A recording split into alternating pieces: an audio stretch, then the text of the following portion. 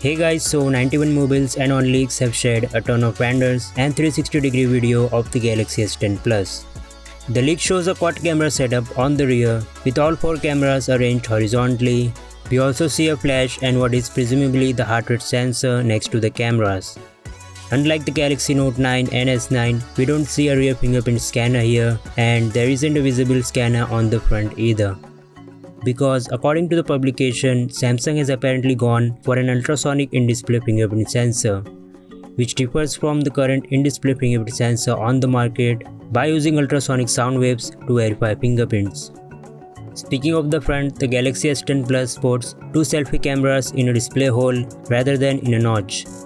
So it indeed looks like we are getting 6 cameras if the second selfie camera isn't actually related to facial recognition. Speaking of facial recognition, it's believed that the new phone will ditch the iris scanner in favor of face unlock solution. The phone is apparently 157.5mm in height, 75mm in width, and 7.8mm in thickness, which makes it a similar size of Galaxy S9 Plus, despite having a larger 6.4-inch display.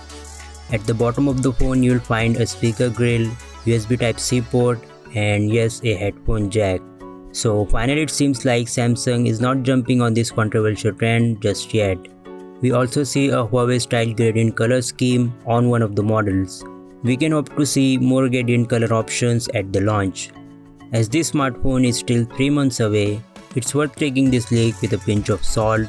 However, the fact that this particular render was created by Steve Hammerstoffer does indicate that the showcase design is pretty close to the final product. So that is it for this video guys. Let me know what you think of these renders. Also don't forget to hit the like button and subscribe for more videos like this, and I will see you in my next video.